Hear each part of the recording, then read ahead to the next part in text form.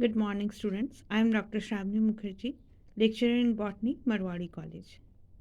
Students, today we have started a new chapter, that is chapter 10, Cell Cycle and Cell Division. Lecture 14. In this chapter, you will study about cell cycle and two types of cell divisions. All multicellular organisms start life as a single cell. The fertilized egg. What is single cell? The fertilized egg.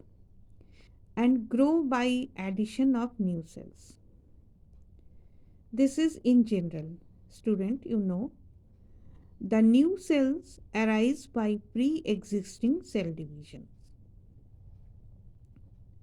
Now, question arises, when a cell divide?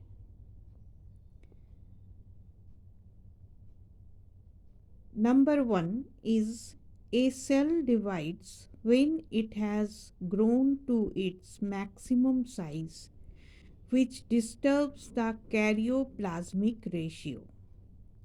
Students, आप सबसे पहले जानेंगे कि जो cell होता है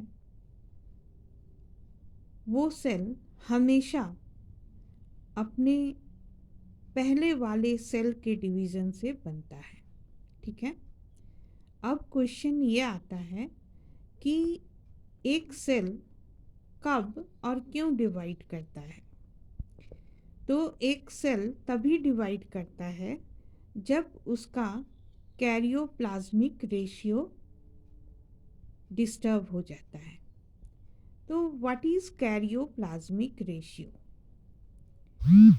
it is the ratio between nucleus and cytoplasm.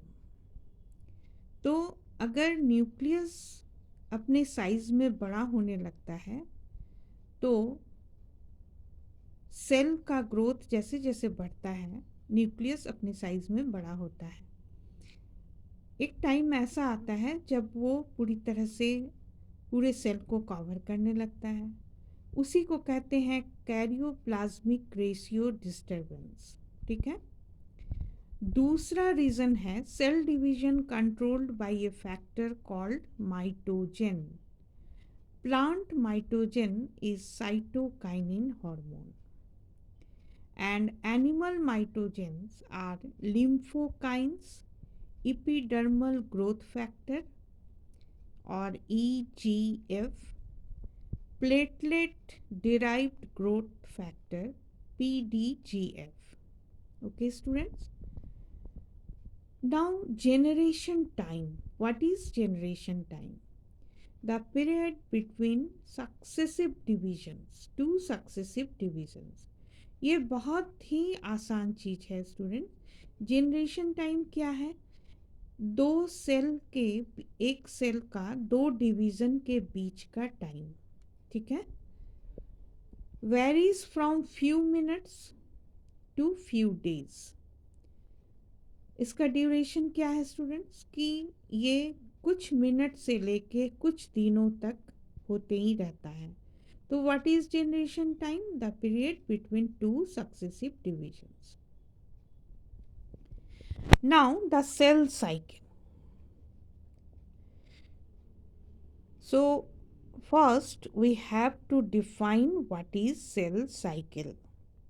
The sequence of events by which a cell duplicates its genome and synthesizes other cell contents and eventually into two daughter cells is termed as cell cycle. तो cell cycle क्या है? ये एक events का sequence है जिसमें कुछ चीज़ों का सिंथेसिस होता है और दो डॉटर सेल बनते हैं। दो डॉटर सेल बनने के लिए जितने भी ज़रूरत होती है जिन चीज़ों की, वो चीज़ सेल साइकिल में सिंथेसाइज होते हैं। ठीक है।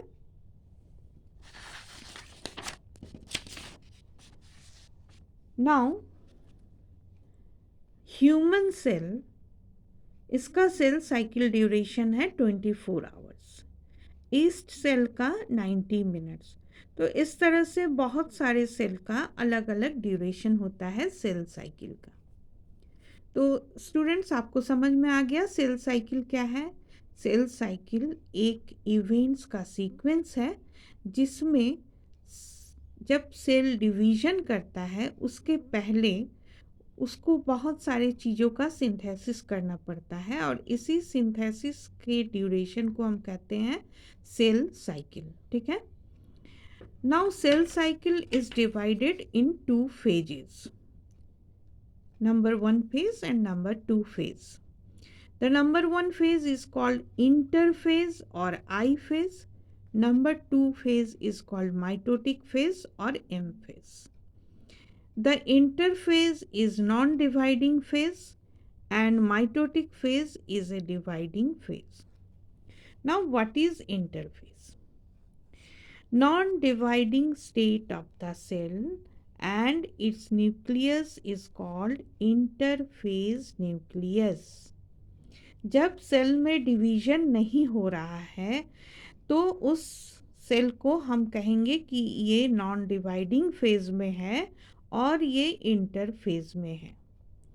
Commonly called resting phase, but it is a period of great activities. इसको कॉमनली क्या कहा जाता है कि सेल अभी रेस्ट में है, बट ये रेस्टिंग फेज नहीं है स्टूडेंट्स, क्योंकि इसमें बहुत सारी एक्टिविटीज़, मेजर एक्टिविटीज़ चलते रहते हैं।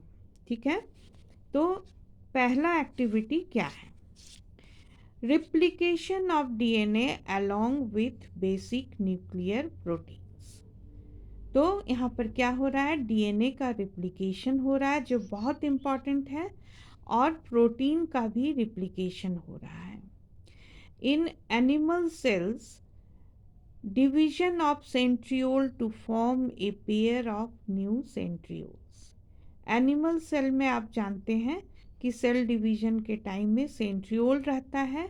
इसी समय सेंट्रियोल 1 से 2 में कन्वर्ट हो जाता है, क्योंकि इस फेज़ के बाद इसको एम फेज़ में जाना है।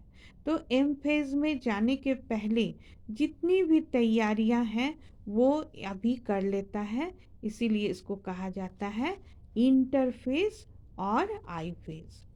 Now the third is synthesis of energy rich compounds which provide energy for mitosis. Number 4 is synthesis of protein, spindle protein at the end of interphase. आप देखेंगे स्टूडेंट्स, जब ये सेल डिवीजन होगा तो कुछ स्पिंडल फाइबर बनेंगे।